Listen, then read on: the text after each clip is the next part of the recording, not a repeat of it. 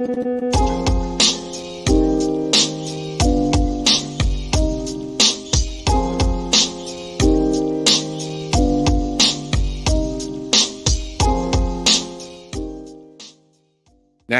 on the Senate side, I see a darker picture.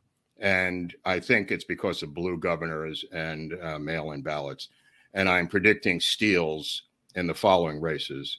Laxalt in Nevada will be stolen. I believe Walker will be stolen after the runoff in Georgia. It'll go to a runoff in December. That'll be stolen like Warnock did the last time.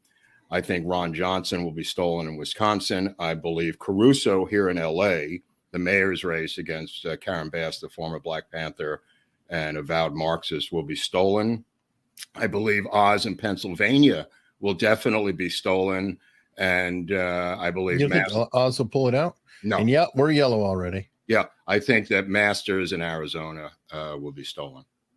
And unfortunately, I believe all of those will be stolen. I believe the Senate will end up with almost a 3 or 4 plus for the Dems.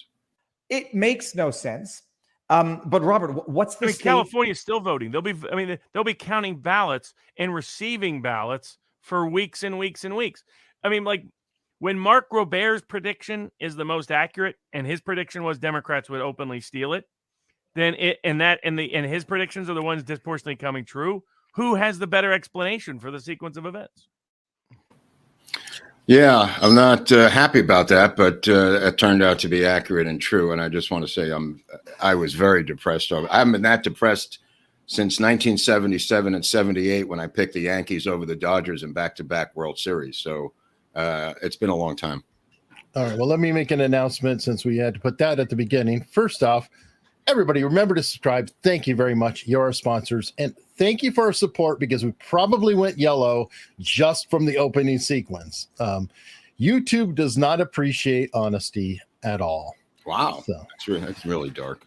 It's a reality. I mean, we went yellow right as you were saying that, and you even caught it in the clip. So, wow. Well, Robert, thank you for your support. Yeah. Welcome, David.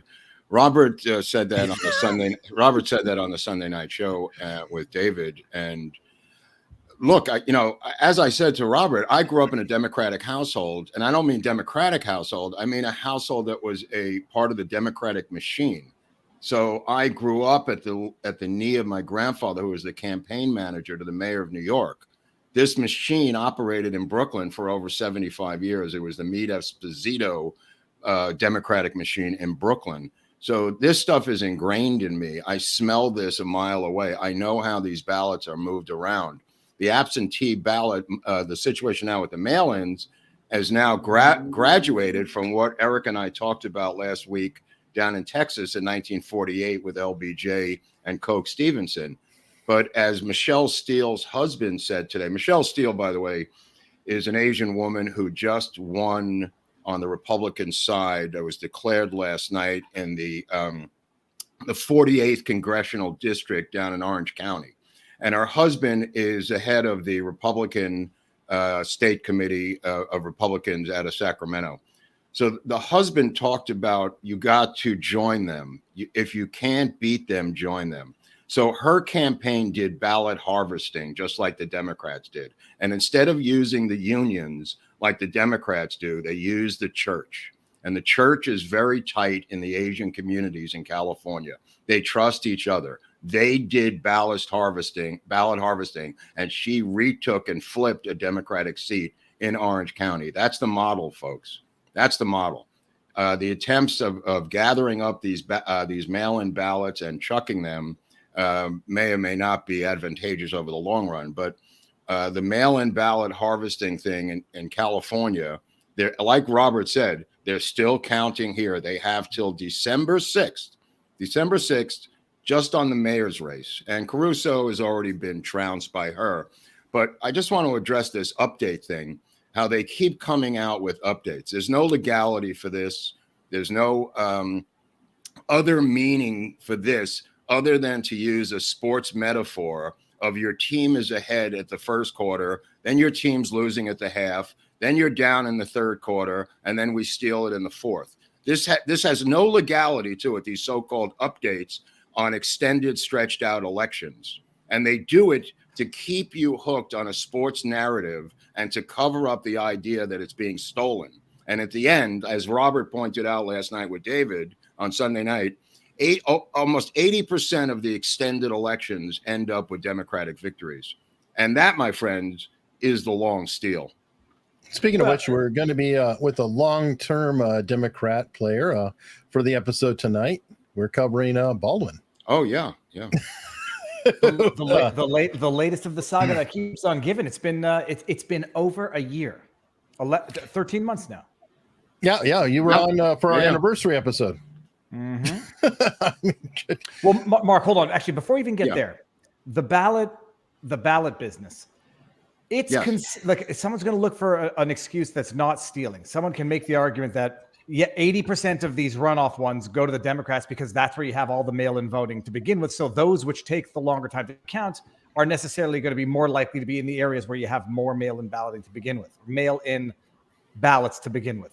So the 80% could be indicative of the problem, not the steal. The question is, why the long count? Why the long count? Well, that's my question. What the hell is up with the fact that what are we dealing with? 3 million votes in Nevada? No, but I'm saying, why would if you have universal mail-in ballots, which Robert pointed out, New York does not have.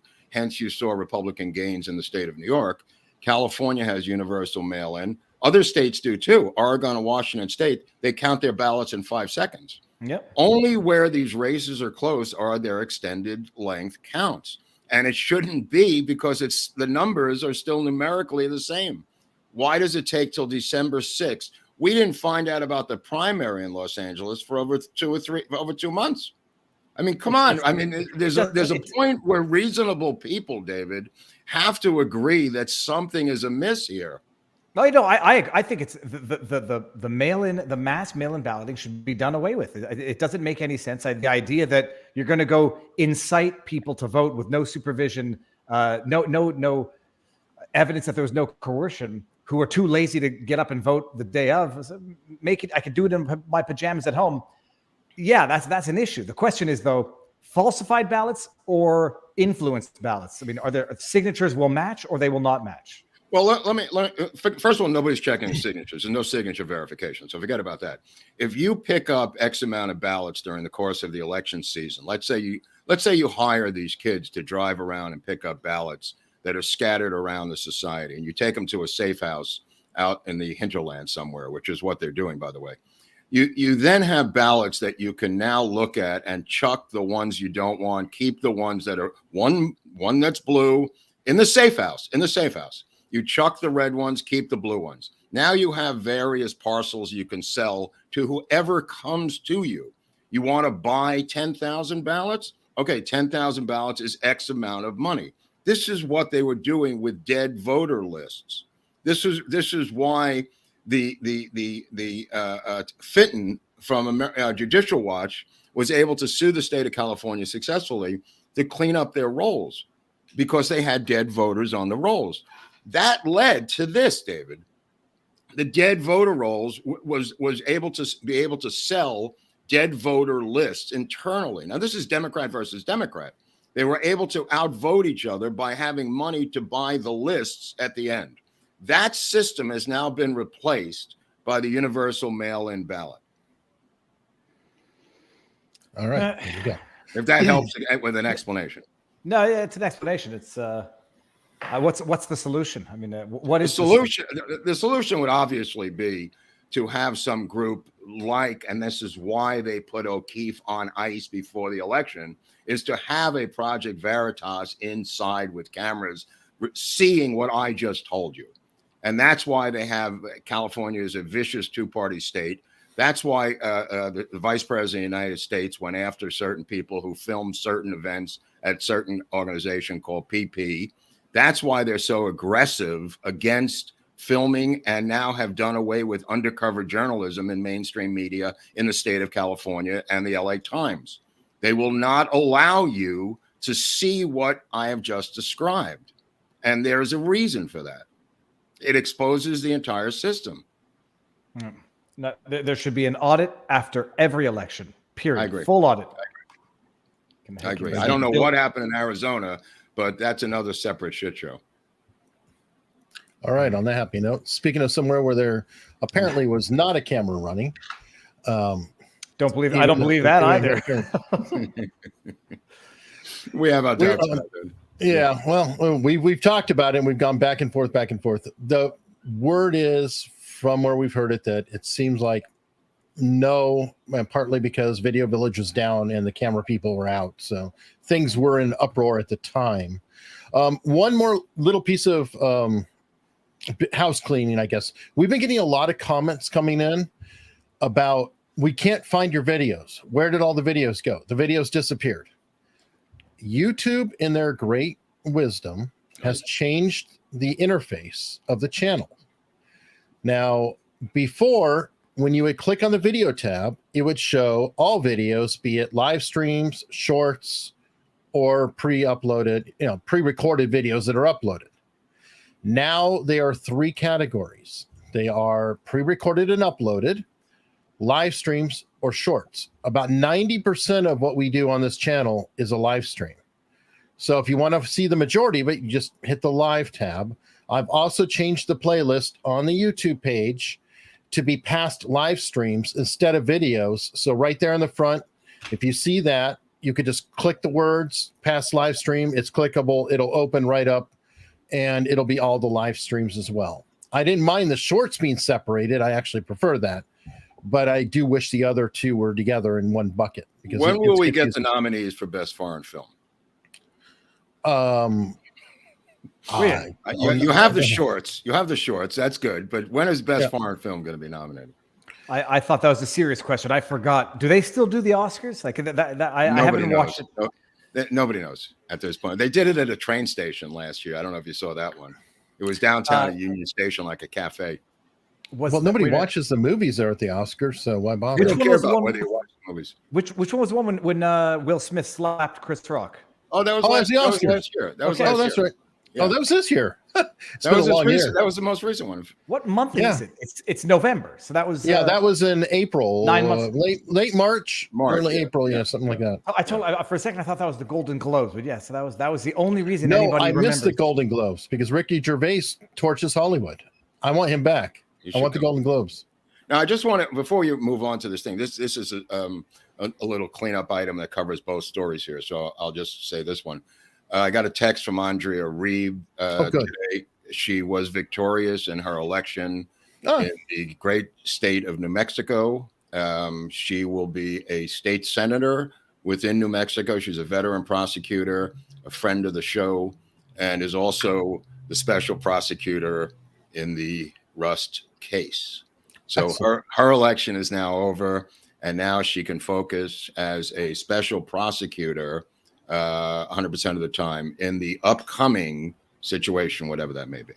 The old prosecutor is no longer there. No. The DA is the DA. She's offloading the prosecution. Right. The district attorney's office complained that if they took this case, they would not have the ability or budget to do anything else in the state in Santa Fe.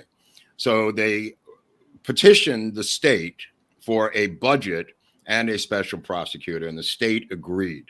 And they hired, quote unquote, or appointed Andrea Reed, R-E-E-B, who happened to be up for election for the first time as a politician. She's a long-term special prosecutor and DA in Clovis, New Mexico, if I could get this straight.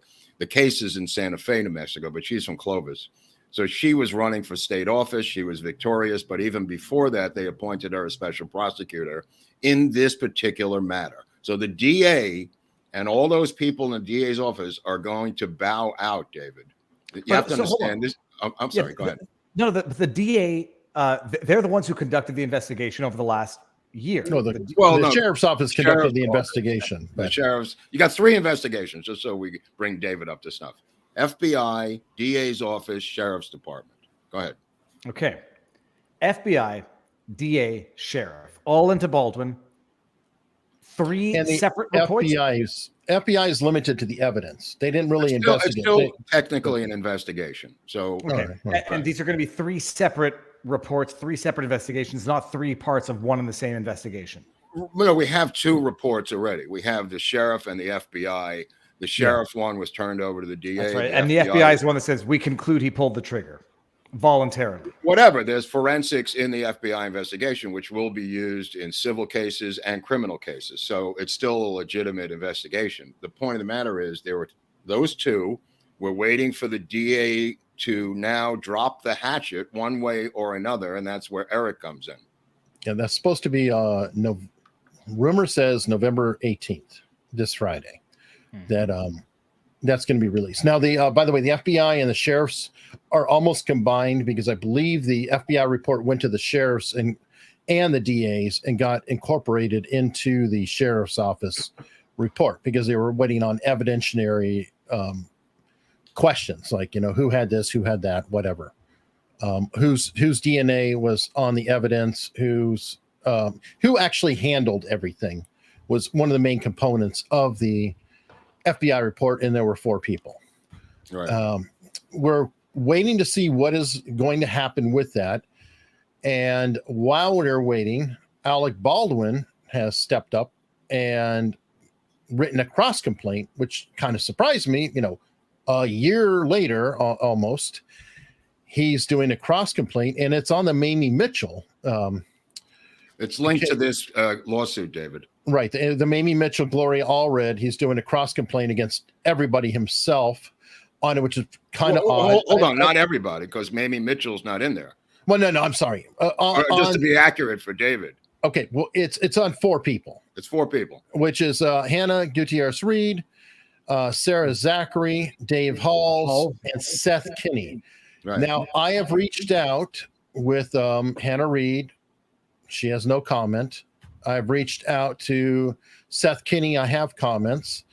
And I even reached out to Alec Baldwin. Well, guess where that goes. Anyway, I don't know. I probably should try to reach out to Dave Halls, but he's been really, really quiet and definitely going through his lawyer. But I should have reached out to see if I could have gotten a statement from his lawyer. Right.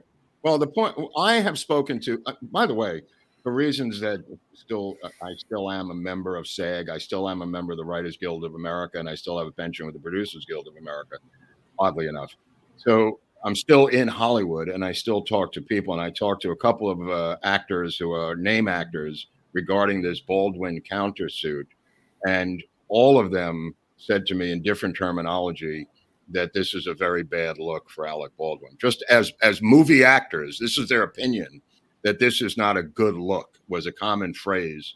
One of them said it was bullying. Another one, it's punching down, using their progressive terminology. In general, most of them said this is not a good look. Now, one of them said, which I found the most interesting, was one of the bigger stars, said, these are people supportive of him. These are not people who don't like Alec Baldwin. These are people who have worked with him.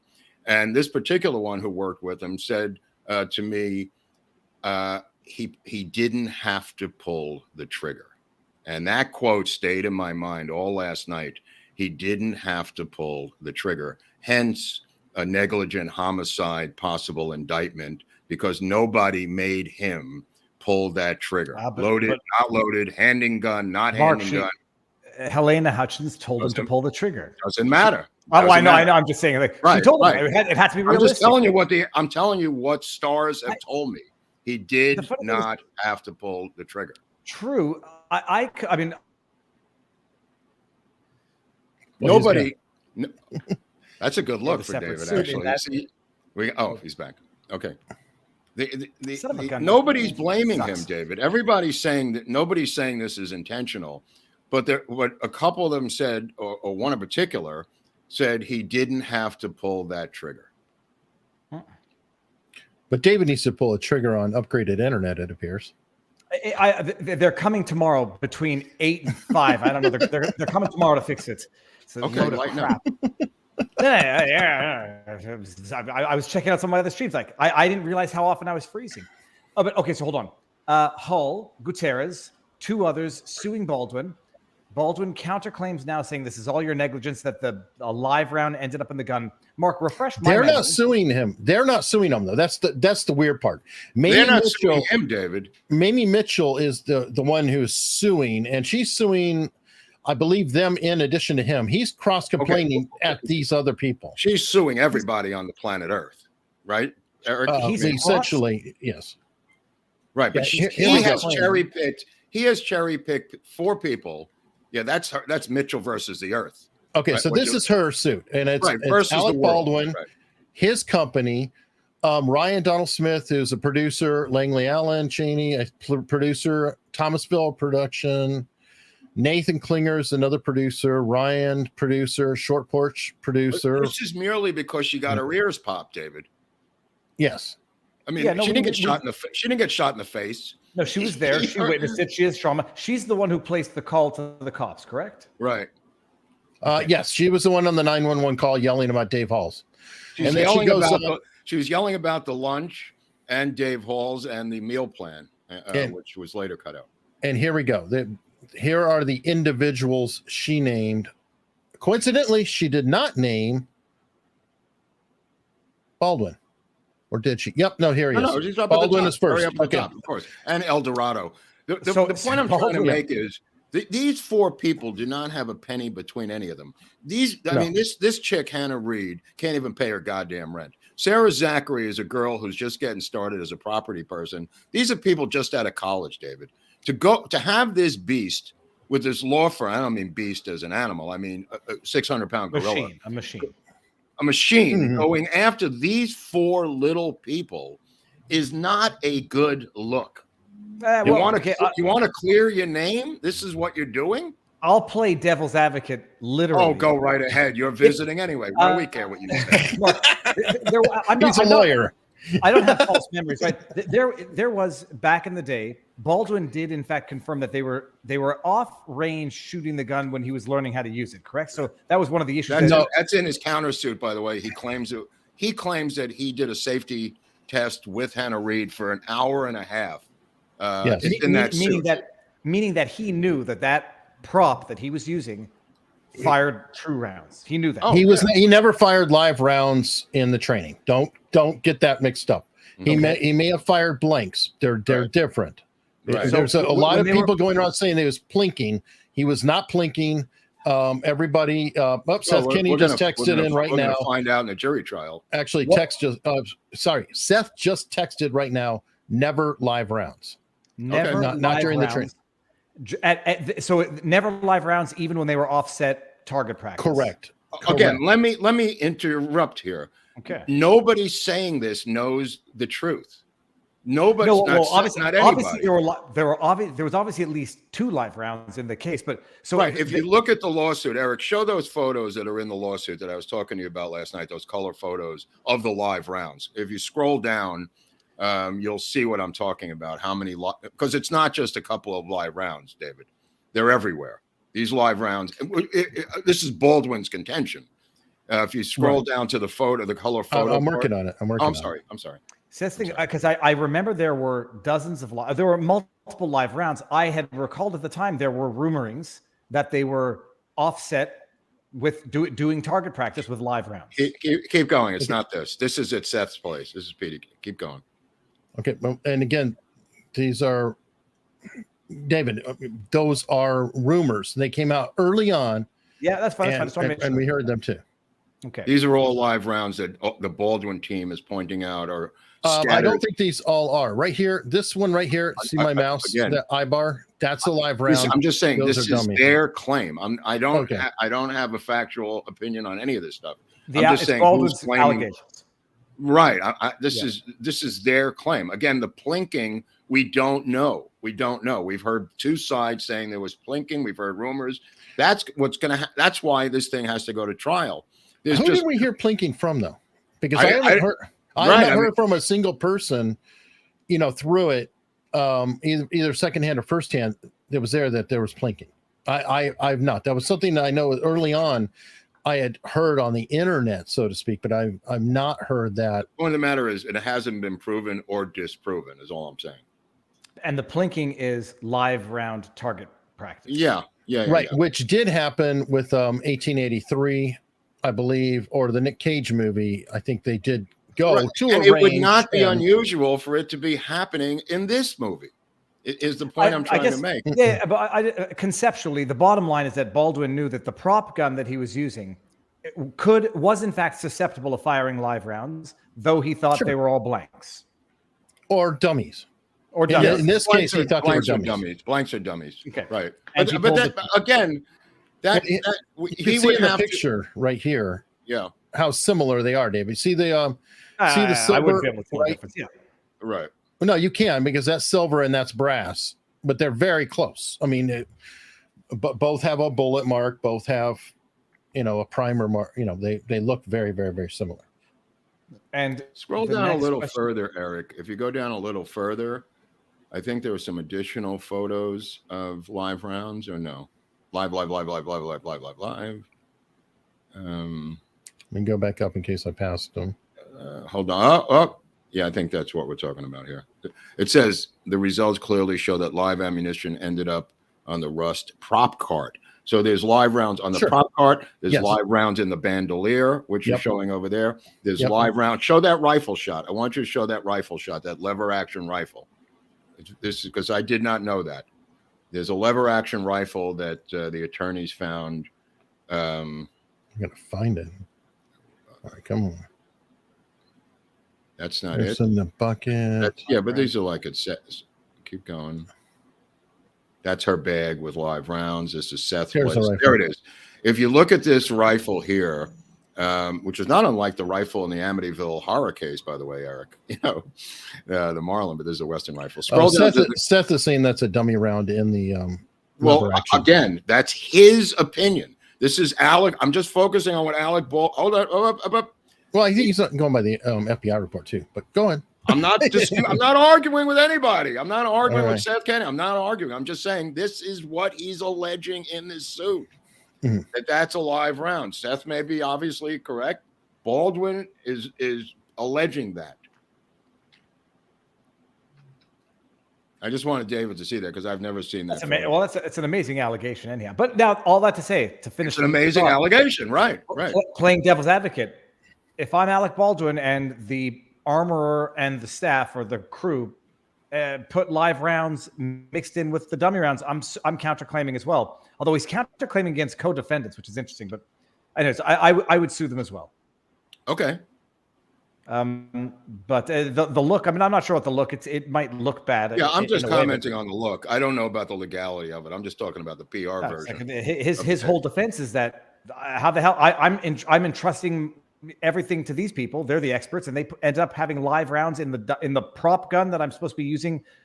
Yeah, his best defense should have been I pulled the trigger just as a gag. I had no idea there was a live round in it. Right, but if you remember, his defense is I never pulled the trigger. That's right. And the reason that he focuses on I never pulled the trigger is because, as these other actors pointed out, he didn't have to pull the trigger. That's the difference. If you're showing the gun for a close-up, he went a step further and pulled the trigger.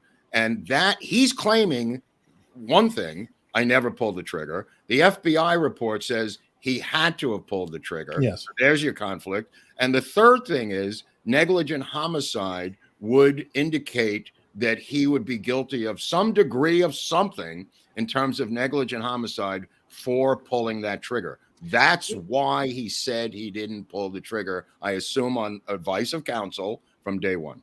Well, he said he didn't pull the trigger, but then he said that he pulled the hammer back. Was there anything in the FBI report that said he actually did say he pulled the trigger, though, in the original police interrogation, which we did watch. Right. That's right. That is right. So make up your mind. Anyway, so he's all over the map himself. Right. But he on ABC, I think on 2020, said I never pulled the trigger. Right, Eric? And Janelli's right, too. We actually saw him in that camera test pull the trigger, too. Yes, that's true. Thanks, Ken. Now back to the what does that mean in the camera test? Was that when he was saying? Well, there's a film clip of him that they had in the evidence. I've got all the evidence. I'd have to pull that up. He can make the argument if he wants that it doesn't matter if I pull the trigger because I was under the conception, the belief that this was an empty gun or had dummy or blank rounds. He can make that argument. But what I'm saying is the people I've spoken to have said he never should have pulled the trigger. No, but and he said, I'm looking at Ken Daniellis, but remember in Stephanopoulos' interview, no, I would never pull the trigger. I know better than that because even pulling the trigger that was pretty good. That was pretty good. No, because that's the. No, I didn't say to do it again. It was pretty good the first time. No. And then he even said doing it can damage the firing pin, even if however. Oh, you're right. I forgot about that. Good one. Yeah, no, that's good one. Eric, did you say there's a video deposition of his FBI investigation? Well, it's a sex tape. It's a sex tape. I don't know if it's a video. I have all the police interviews. Yes. I'll have to go back and catch that. I want to. You can always go look at my channel. It's right take there. a look at the channel there. How do I get to your channel on the YouTube? We don't even know where the videos are on the channel anymore. That one would actually be a pre-upload and not a live. But yes, Alec Baldwin's interview is on this channel. Right. If you want to watch it. How long is it? One of them. Couple hours. It's 7 hours long. It's 7 hours long. It's like Night and Fog, the Holocaust film. You also get what movie it's also when they announced to him that that she died. She died. Yes, that's in that interview as well. Well, also we have the Seth Kenney interviews. We have the Hannah Reed interviews up there. They're not all on the channel, but I have them all. Oh, you do? Well, he watches them at home with his wife at night. Okay. No, they're on a hard drive. But we do have multiple, and we also reacted to all of them. Oh, right. Yeah, I remember that. Several. That was Dave episode Halls 73. Yeah. I mean, look, this is what I said to Eric yesterday. This is why you need a grand jury. This is why you need to go to court. This is a case where nobody knows. Everybody's pointed fingers. Everybody's suing everybody. This thing, for better or for worse, and I don't have a dog in the hunt. I'm just, I really don't believe that Alec Baldwin no way did this intentionally, but this is the level of a case that is basically negligent homicide, right, David? I couldn't. I mean, I from what I understand from what American criminal lawyers have said, yes. But there's a part of me that's extremely sympathetic to somebody who is handed a prop gun, even though it's a fully functional firearm that has dummy rounds or blank rounds in it. But all that being said, you treat the prop gun the same way you treat a potentially loaded, fully functional firearm. Which means keep in mind, there's not the death penalty in this case. The maximum is 18 months, even for what they're charging these or potentially charging these people with. This is not life in prison. The point, there are other gradations in law, as David knows very well, where you have second or third degree negligent homicide cases, right, David? I'll have to check statutes of whatever jurisdiction it's in, but that's the yes with a maybe or no with a but. Yes, there's degrees to various crimes, but no, it's not something that happens and nobody gets punished for it. It's just not something that can happen. So the question is, who is actually responsible? And maybe all of them split your time up 6 months each. That's why I was leading you on to the results that we came up with from previous history, as you lawyers like to do. The Midnight Rider case out of Georgia, all of them were indicted. The top people in that movie where the person was killed, and the director actually did jail time. Other people got lesser sentences in the Georgia case, which was the Allman Brothers biopic from a number of years ago. That's what Eric and I have been using as a model, or I have in this particular case. You have to throw everybody into the hopper and see what comes out. That's my opinion. I don't know who did what at this point. Nobody knows. He pulled the trigger. His initial defense was, she told me to. And then it'll be, well, even if I did, there shouldn't have been live rounds in there. A number of them. Well, the biggest question is, how the hell did the live rounds get on the set? That is a big mystery. If that can be solved, there's a very specific liability there, because a dummy round, somebody pulling the trigger would have no relevance. A blank would have had no relevance. True, but how did the live rounds get in that gun? A live round because we all say prop gun, but a live gun in a property fully functional firearm also doesn't kill someone unless someone pulls the trigger while that gun is pointed at someone. So. Regardless, well, that's not true either, because there are blanks that have different loads that, if shot up close and personal, can do a lot of damage to people. So that's not as a matter of fact, either. the first John Eric Hexum died from a blank. Right, blanks can kill, and that's what all those SAG warnings are about in the safety briefings. That that I assume Alec and others have read, on how to operate firearms on a set, because they treat it as a bullet. It's treated as a bullet by Screen Actors Guild. Yeah, well, there are 3 people who have died from guns. John Eric Hexum, Brandon Lee, and Halyna Hutchins. John Eric Hexum pointed the gun to his own head with the blank and perished because it was close enough that the wadding, it still can cause the impact. The wadding penetrated his. Well, that and the pressure, of course. Okay. Yes, and he died. Yes, a few days later. Then Brandon Lee was a freak incident where there's dummy rounds in there, but they weren't primer. The primer was still in them. The primer wasn't drilled out, but they didn't have the full load. So when they pulled the trigger on it, the bullet itself got lodged, if you will, in the barrel. And then when the blanks got fired, the blank hit the bullet and then struck him. So very, very freak accident on that one. Right, but these accidents, like the Vic Morrow killing in the Twilight Zone movie, these things end up in court for a reason, because if people died and they were on movie sets and there's no real explanation, I think after a year of analysis, this case has nowhere else to go, but to a courtroom, to see bring in your expert witnesses, bring in the people who understand forensics. But unless on Friday, Eric, the DA says we have decided this, and we're not going to charge anyone, which I find highly unlikely at this point. I mean, they have a special prosecutor waiting in the wings with a full budget, David. Not a full budget, a partial budget. Lots of budget. Yep. Yeah, not the full budget yet.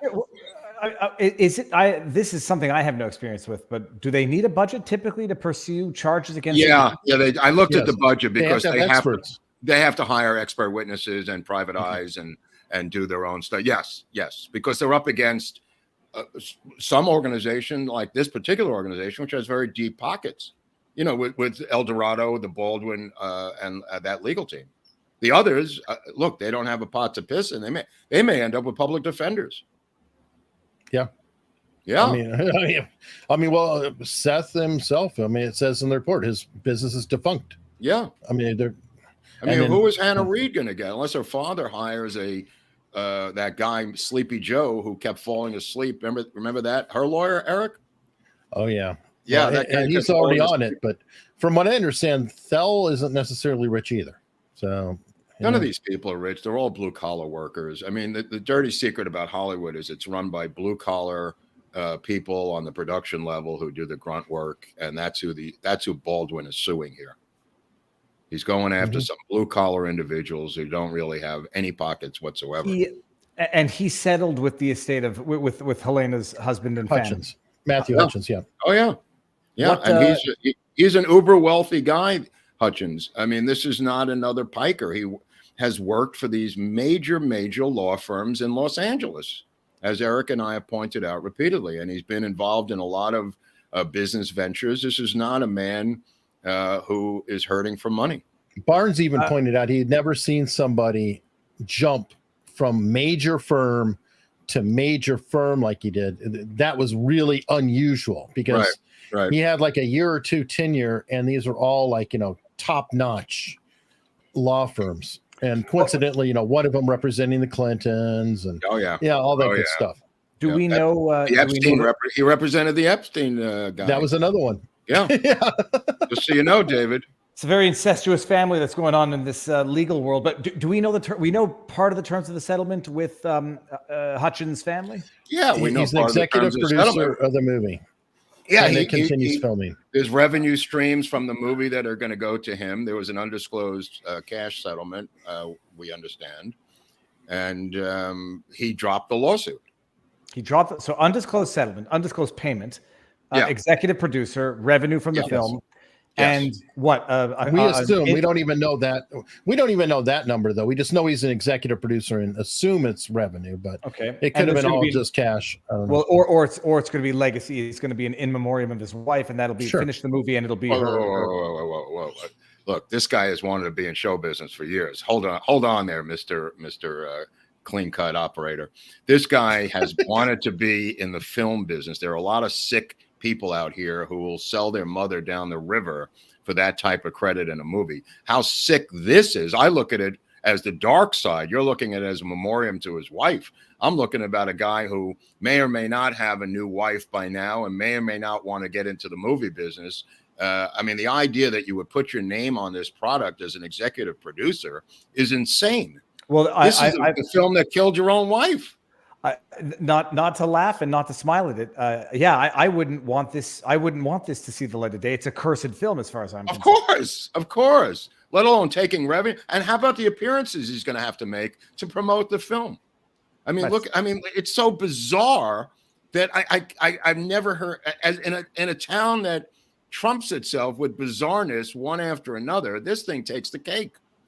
The idea that the dead woman's widow is now the executive producer on the slapdash indie crazy renegade film that killed his wife. I mean, you can't make this up. Thanks, Ken Dinelli. I just went to Google Vic Morrow, Mark. I know I've heard you talk about it, but I never realized. Yeah. Take a look at that case. Take a look at that one. In the early morning of June 23, 2 child actors and Morrow were filming in California. The helicopter floating 24 feet above them.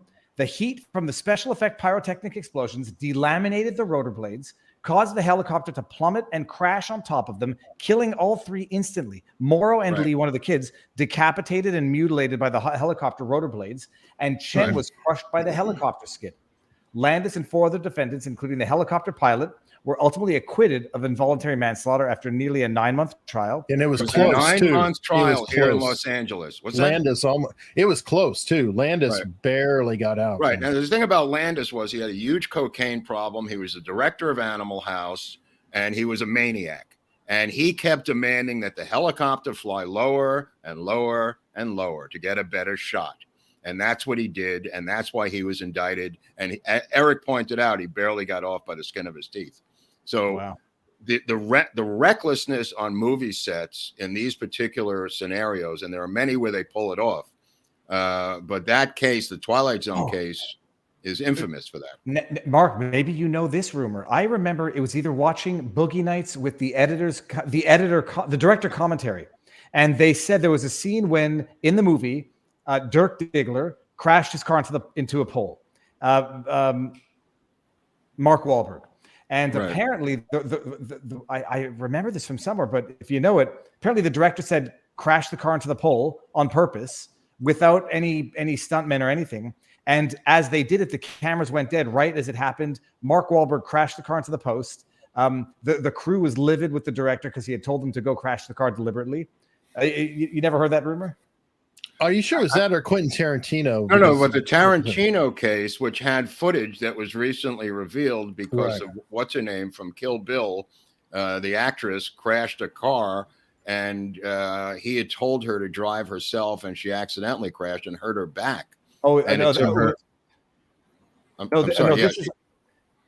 There was footage of that revealed that Tarantino was sitting on for 20 years. Uma Thurman. Yeah. No, it's definitely not. His father was John Thurman, the Buddhist who took his own eye out while on acid with Timothy Leary in Woodstock, New York, and tried to put it back in to no avail and had to wear an eye patch for the rest of his life. But go on. No, I'm just looking to see if. Okay, then. Okay. No, then. I'm looking at. I'm looking on Twitter to see if I get. I'm not Twitter. I'm just googling to see if the rumor is true. No, I remember the Quentin Tarantino Uma Thurman hurting her leg. From the accident. But, but I'm saying that footage was concealed for a long time and was not given to her insurance company intentionally. That's why Eric and I thought there might be footage of this, but there was no video village. And then we thought maybe there was some footage they were concealing. The only reason I mention it is like everything I say, it's happened before. Yeah. I don't come up with these tinfoil things. It's usually based on an event because I just been around long enough to see the other event. You know what I mean? So the Tarantino one prevented her from collecting on her claim until somehow she guilt tripped him into revealing that footage that we've now seen of her crashing. Do you guys have that footage? It's on the internet. You can Google that. I don't know if I want to see it. No, it's not. It's just her crash. It's just a crash into a tree. But he comes running into the frame and you see that there's, chaos and she's hurt. Boogie Nights. Oh, here we go. Ken Daniele. Boogie Nights. In a deleted scene, Dirk Diggler crashes his Corvette into a telephone booth. The scene was deleted, but the car remains wrecked when Dirk visits Rahad's house. Well, first of all, I remembered that in the movie. It's like, what happened to his car? It was totally incoherent from the plot line. Okay. Right. Interesting. Right. So what else? So Friday's going to be a big day in terms of announcements. It sounds like it's going to be. It sounds like something's happening here, but we don't know what it is. Do you, Mr. Jones? Something's going to give on Friday, I think. Everything's happened on a Friday so far. And now the election's over, Eric, right? So Eric and I thought they were going to do whatever they're going to do as soon as election. I mean, these people are so predictable. It's ridiculous. Well, the only Friday better than this one would be a week from Friday, Black Friday, right. to do a drop. Yeah. And that should, pretty much bury any headline. So I don't know, which way it's going to go. Right. I don't know. I know that the DA wants out. I know that Andrea Reed has now won her election. I know that she's been hired with a budget to be special prosecutor. So I guess she's going to do something. I mean, why bring her in with a budget? It's inconceivable that nobody gets charged. It's not something that just happens. It's like, okay, it was an accident. Negligent. I agree. So let's put it out there. What are the bets? My thought is that there's 4 people that they have physical evidence that handled the guns and equipment. They're the charges. In my opinion, that would just seem to be the simplest. Throw up the 4 people who will handle the equipment and then let it be settled out with a grand jury or something else.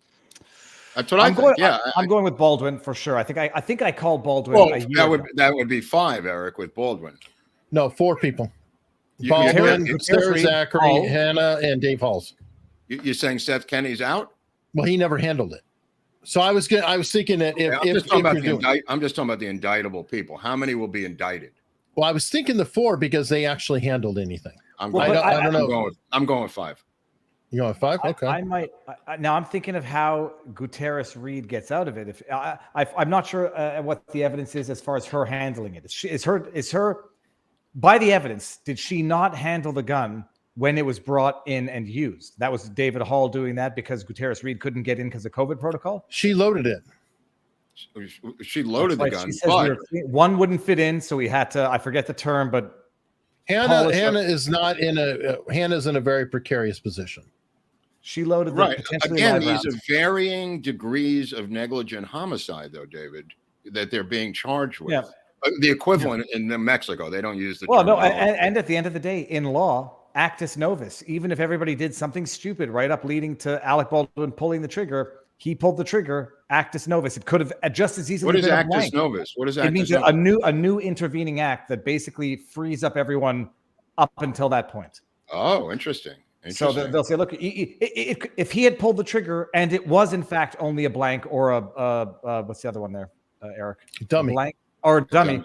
Had he pulled the trigger, then he still could have caused the damage, and they would have all done their job properly. So how about the reverse? That if he never pulled the trigger, this would never have happened. Well, how about just the complete onus is on him? If he doesn't pull that trigger, you and I are not having this discussion right now. And she's alive. The question is, it would be like uneventful sabotage if someone put that in there saying, if it happens, it happens.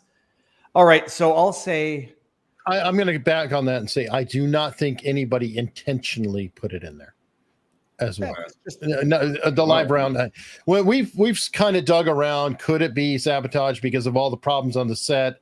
But with the stuff laying around everywhere, I don't know. Okay, so hold on. It looks like negligence. This entire case looks like negligence. Gutierrez Reed and who's the other one that was loaded? Dave Halls. Dave Halls, the 8. No. Sarah Zachry loaded some stuff, but she did not load the gun in question. That gun she did not load. She loaded, I think, other guns as well. Sarah Zachry. Okay. Yes. So Sarah Zachry she works for Seth. All right. Gutierrez Reed loaded Baldwin's gun. David Correct. Hall gave it to her because Hall's in there because Gutierrez Reed Hall's, is not. her, and Baldwin all handled that gun on that day. Okay. Keep in mind the system. And I'm not saying this happened either, but the system would be Baldwin handles gun, gives it back to AD or armorer. It comes back to him again. It goes back to them again. It goes back and forth on multiple times. And I don't know how many times it went back and forth in this particular case. I believe it was more than one. Because there's lunch involved too. Yes. It was like before lunch, and she didn't load it completely. She finished loading it after lunch, but it went. She gave it to Baldwin herself before lunch. At some point, Hall's got involved, but ironically, in that same police interrogation, if you watch it, David, Baldwin says it was always Hannah. So he changed and put Baldwin put Hall's in later. Yeah. In the initial interview, he said it was Hannah, always Hannah. He even said it always Hannah. Seth, but she's not in the church because of COVID protocols. Yeah. Keep in mind, she's not allowed, in her defense, because of their insanity, of which Tim Robbins came out last night, 2 nights ago, on the Jimmy Dore covered, saying no. But at the end of his statement, in his statement, that the Screen Actors Guild and AFTRA are still to this moment using the COVID protocols and violating all the safety rules that they really have in place. This being, in my humble opinion, a complete screw up and fuck up because of their insane COVID protocols. The armorer, because of SAG and AFTRA and the unions, she is not allowed to do her job. You could get into the argument that she shouldn't have had 2 jobs, which is a separate defense of Hannah Reed. I could be her attorney. I think I like her enough where I could come in and defend her. The reality of it is she was forced to do 2 jobs, and the job she was hired for, she was not allowed to do. I agree with Olivia Cat. This is the case. I do think. I agree with the same thing. I agree. We need a trial. We need a trial.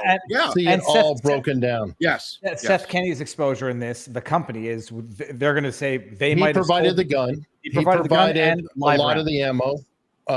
No, he denies the live round. So that's okay. That's in dispute. That's in dispute. Let's just say, like, on the evidence, they're going to say, okay, well, possible that the live rounds came with dummy rounds from whoever provided. Seth Kenney provided them. PDQ, yeah. So throw him. And I have answers from Seth Kenney. I mean, I did get. Well, they're not answers. They're his answers. I understand that, but they're answers from him. Okay.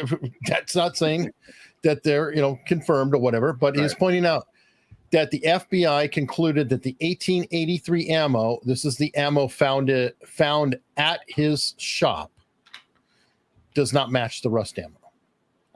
Plot. That is a significant thing. Well, that's the FBI. So if the FBI stated it, and it is in the FBI report, then that's what he'll use that for his defense.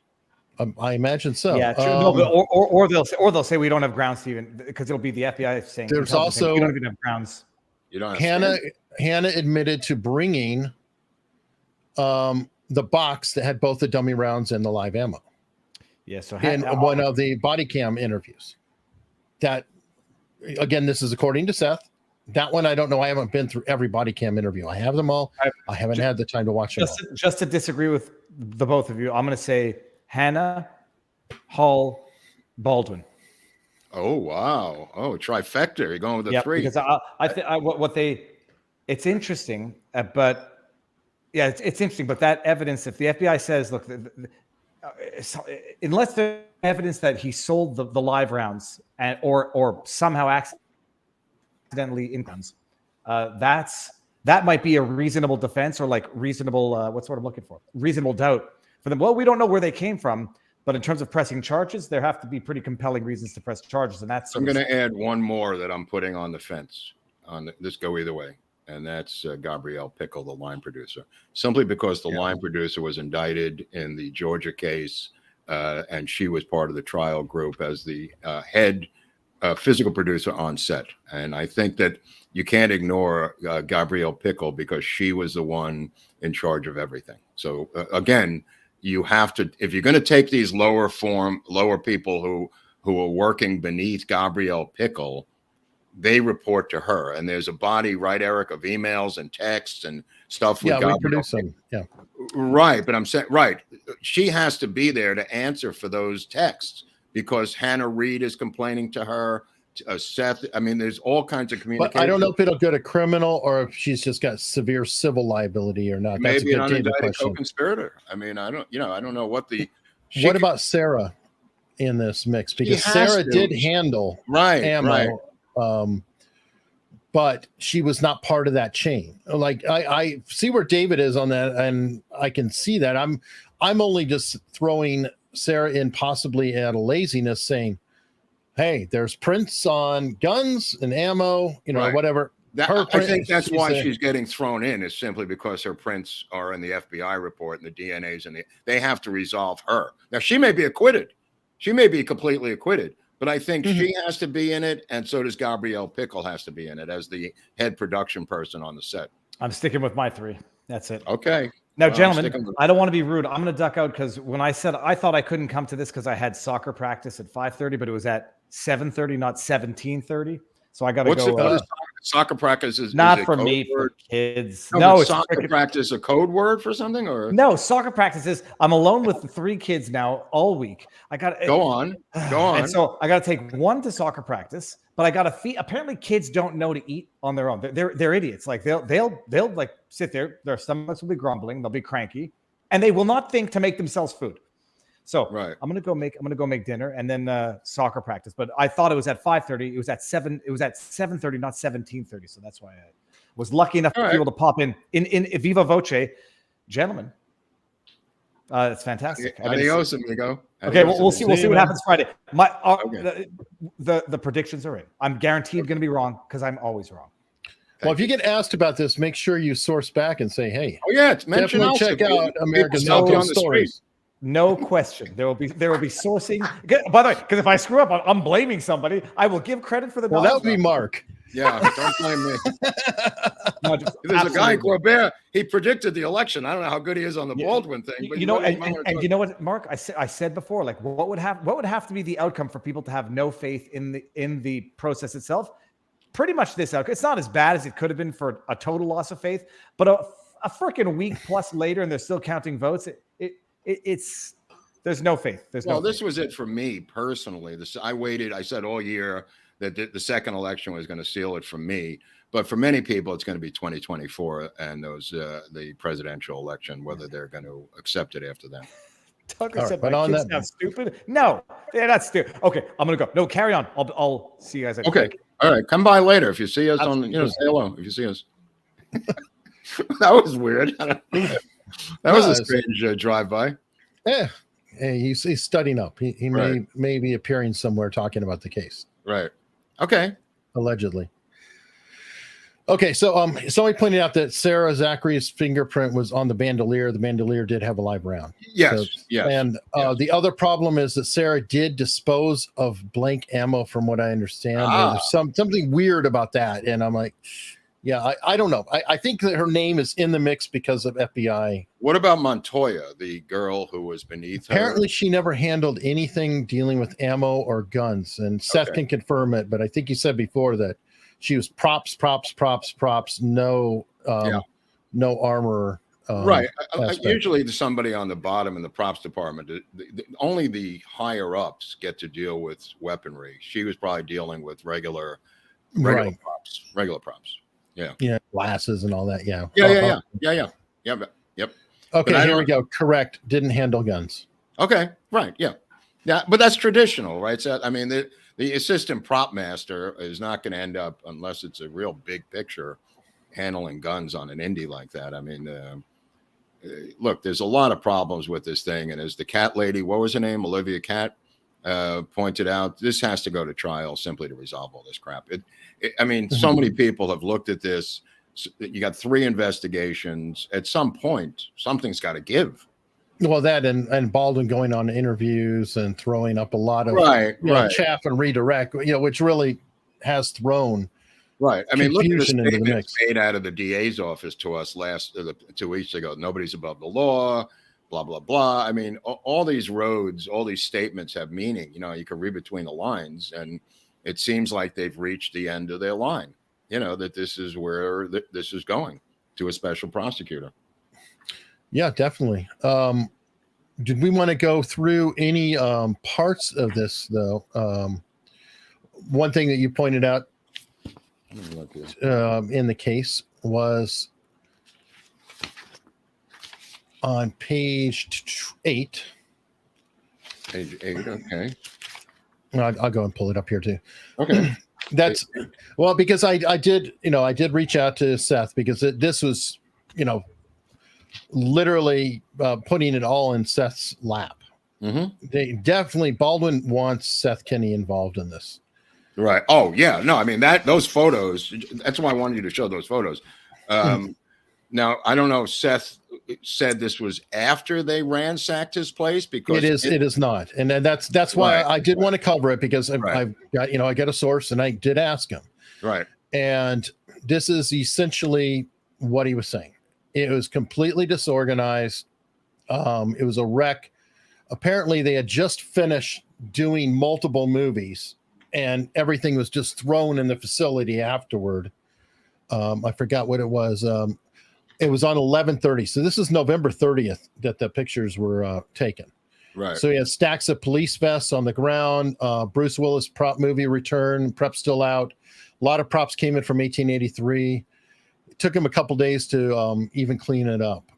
Okay. Now, so just for the audience at home, these color photos are in the Baldwin countersuit, and Baldwin and his group are trying to make hay with these photos. This is not to say that whatever Seth is saying is not true or untrue or whatever, but Baldwin is using these photos to show the chaos and disarray of the man who he's alleging supplied live PDQ. ammo. Yeah.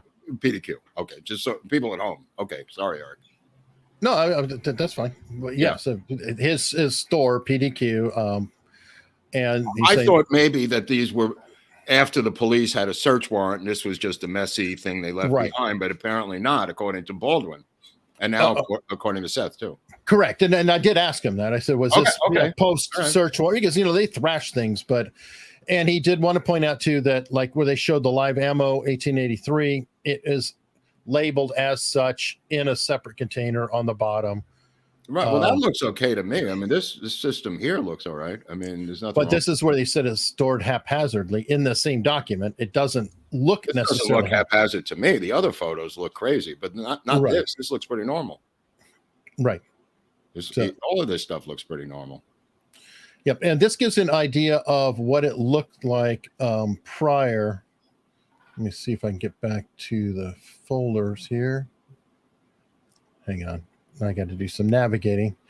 He actually provided a couple of videos of one of the players, so you can see sort of what the facility looked like to a degree. You can't tell a lot on it, but you can. It's interesting. I'll put it that way. Well, sometimes if you work alone like he does, there might be madness, but the arrangement of the madness. You know what I mean? Like Seth Kenney does not have to have this organized to meet some government regulations. It's his system, as long as he knows what he's doing. Right. Well, this is what it looked like before 1883, before Nick Cage, I think, staging. And you know who this person is here, and she's practicing something. Oh boy. Oh boy. Oh. Anyway, so that is. Show that one more time for the people at home, Eric. That's a great little piece of video. Whoa. Okay. Very nice. So anyway, you can see laying out the different guns on the floor, the pistols, etc. Yeah. So there's a kind of staging there involved. So I did want to give a fair shake. Yes, I can't confirm any of it. I could just say I reached out. I did get actual feedback from him, though. From who? This is from Seth. Right. Okay. Somebody asking you that? Or sometimes you respond to the chat. I think you're talking to me. Oh, I apologize. I'm sorry. I don't know who you're talking to. Well, I'm talking to you stating that I wanted to reach out, got it from him, and got some information I wanted to share. Yeah. Okay. I'm fine. So that is the facility, because it was a complete wreck. It looked like a wreck, and he flat out said video was that? Where did that video come from? Seth. Right. Okay. I just want to make sure. But it is Hannah. No, we know. I mean, tell the audience. I mean, you have to. Okay. Not everybody understands that. I'm sorry. Okay. I know because of their tattoos who they are. Mark is a careful study.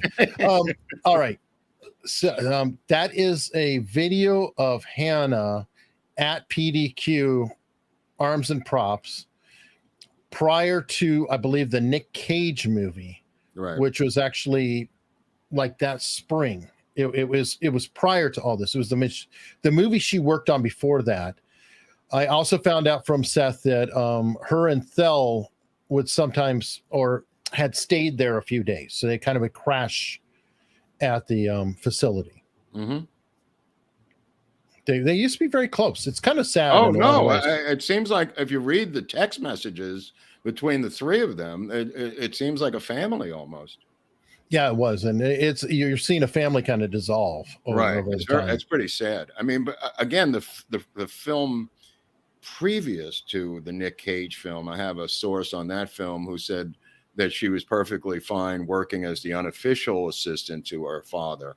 Right. Another Western who worked with her and said she was fine and there was no problems. There was no guns going off. There was no incidents. There was nothing. So a lot of people refer to that Nick Cage film, which has been cited numerous times. But I go back even further in her career, which is not official yet, obviously. But again, as we discussed, she grew up helping her dad, and she knows and I'm sure Seth would agree that she knows guns. Murder at Immigrant Gulch. Yes. Seth just filled me in. Thank you. He's right. Thank you. So yeah, weird title, but that's why I forgot it. Yeah. Well, it's got the weird spelling of immigrant. Yeah, that's a weird title for. I don't know if that's a final title, but I don't know. Is this film going to be picked up and shot in California now that we have a new producer? That's where they're scouting locations is right. So Nevada Hutchins is now going to be there with a beret on and have a seat with his name on the back that says Hutchins, executive producer. And I guess they'll be in the desert in California, Eric, or Nevada. I guess they're looking at kind of both. Well, Nevada's blue, so they can go there. They can go to Arizona. That's blue now too. Who cares where they go? Well, we know where they can't go. We know where Lord Buckley's not moving to because Arizona just got taken off the big board. So I'm down to 2 states, and you guys could vote at home. It's now either Florida with Viva or Texas with the JFK people. So you people could vote at home as to where I'm supposed to move. Good luck. Yeah. He's going to stay holed up. You're going to be holed up in LA. Well, I am behind enemy lines. There is something to be said about being behind enemy lines in the underground movement, which I'm starting here. So I could do damage here behind enemy lines. So that's a third option. Do you still have Friends of Abe, or is that gone? Friends of Abe? Yeah. I don't know what that is. Supposedly there was like a underground. Oh yeah, right. I never really was part of, or I've met people individually, but I've never really run into that organization. Okay, I heard it kind of seems like an unofficial kind of thing, though, right? Well, you're talking about L.A., so I mean, if you can count everybody on one hand, yeah, it would be very unofficial. Yeah, there was a guy I thought the other day, some guy I know, and he went up to Portland. I thought this guy was one of us, and he went to visit his grandkids or something in Portland. And I said, "How was Portland?" He goes, "It's absolutely gorgeous." I went, "What?" He said, "I go, what about the homeless?" I didn't see any. I go, "What?" He goes, "And if you go 20 miles outside of Portland, it's all mega." I go, "What's mega?" And he said, MAGA, mega.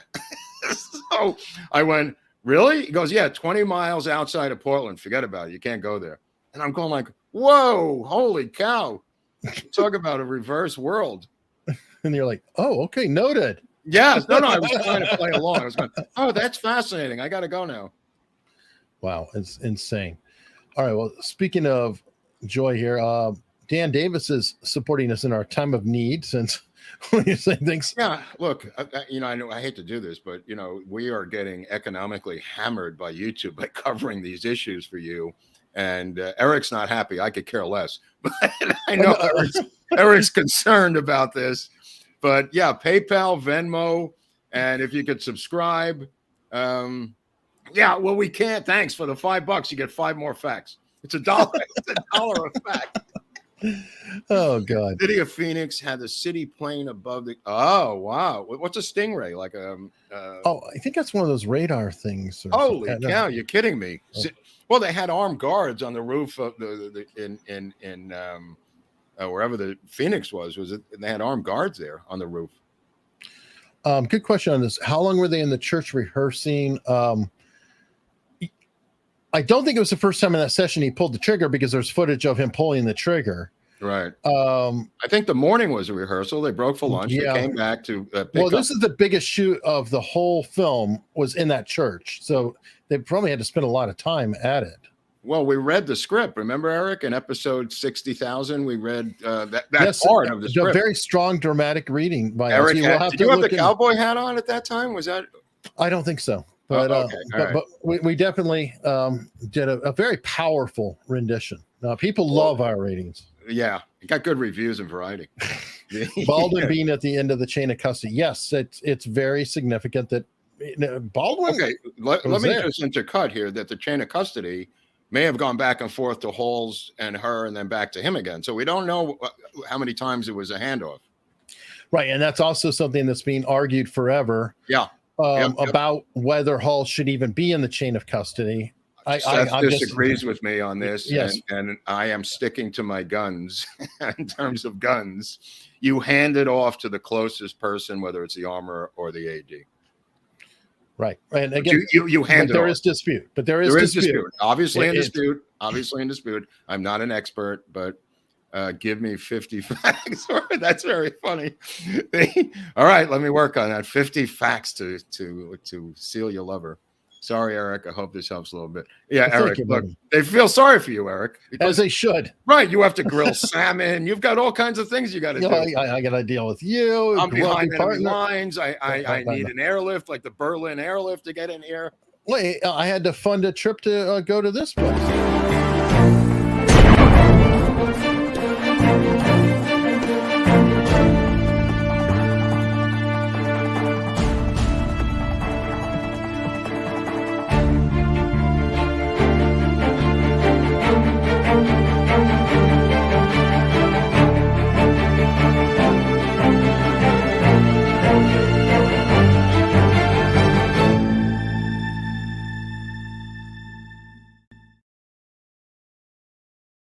That's dramatic. I'll tell you that much. You can log on to the virtual conference too for free, and also even if you're in Dallas, I think it's pretty cheap to go into the conference for one day. You don't. I mean, we can try to find some people there. Like I said, some people were asking me on Twitter.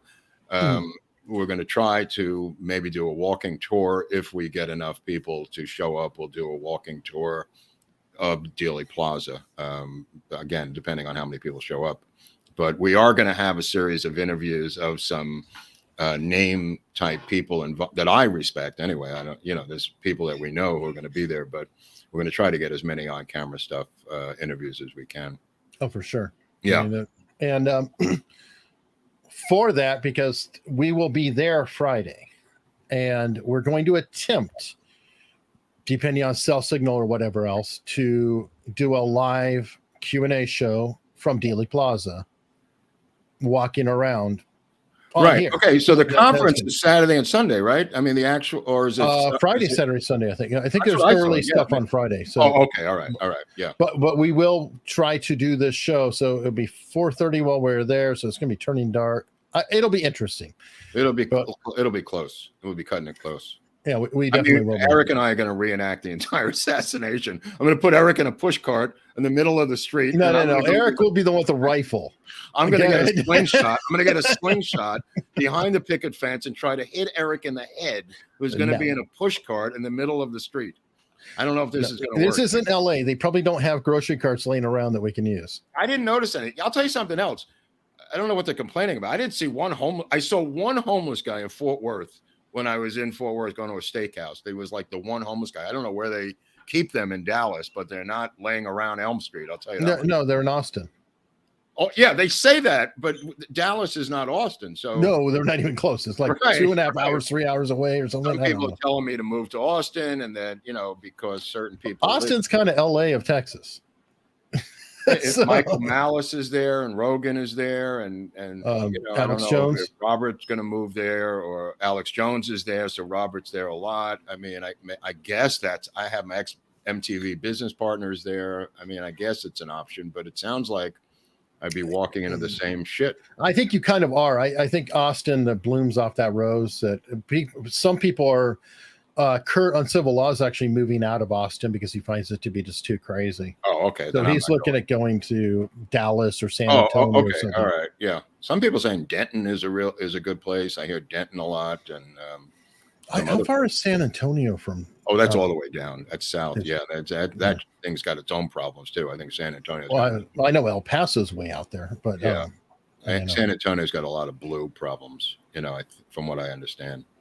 Lovely. But, yeah, I mean, look, this is something that's not going to be settled very quickly. So I could just travel the land. What if I get a Winnebago and I just travel the earth on a Winnebago like Charles Kuralt, CBS News? This is Charles Kuralt on the road Sunday morning with Charles Kuralt, who was afraid to fly. And the real reason was he had multiple families in different cities. When he died, they found out that Charles Kuralt was a bigamist. And he had, I swear to God, this is absolutely true. He bigamy or polygamy? A polygamist. No, it wasn't even bigamist. I take that back. Charles Kuralt had multiple families in various cities. And that's why this is On the Road with Charles Kuralt. And he would roll in with his Winnie, and he looked so happy all the time, Charles Kuralt, because he was visiting his families all over the country and giving them money. And God, oh boy. Oh, well. Oh, God. Him and Lindbergh. Killer, Wow, crazy. All right, Pasha's here. Join a little late. What is the Yiddish word of the day? What was the latest? What could we do? Yiddish word of the day. Let me think about this. What did we do? Hazarai? Have we done Hazarai? I don't think so, but I don't really remember them anyway. So. All right, let's go with Hazarai. And I'm sure the rabbis in the chat are going to come up with the definition of Hazarai. Including the head Moyle himself, who knows Hazarai. How about you tell me? The same old story. It's the same Hazarai. Okay. Right. Was it 7th grade low, those many years ago? Is it a poem? Would love to be there with you now. Was in 7th grade low, those many years ago. Wait, is this like a beat poem or something? I think it is a poem. Oh, I think it's a poem. Okay. I hope it is. Okay. That was different.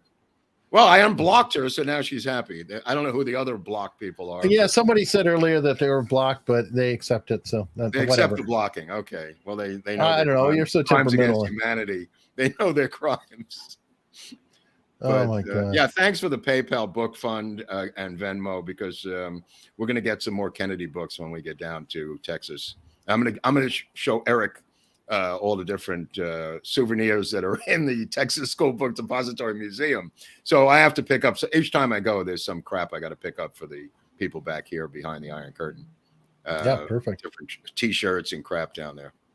Yeah, and somebody asked if we were going to get by Ruth Payne. I doubt it. I think that's like a different area of town. Yeah, we don't need to go back there.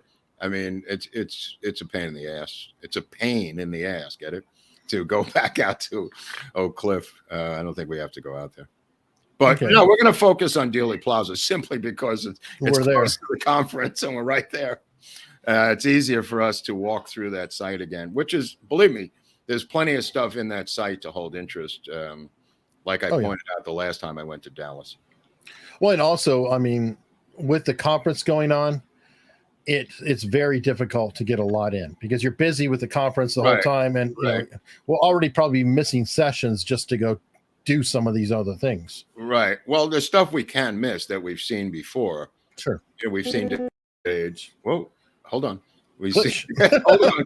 We've seen Destiny Betrayed, and we've seen obviously the Max Good movie on Ruth Payne. So we don't have to sit there through another presentation of those films, for instance.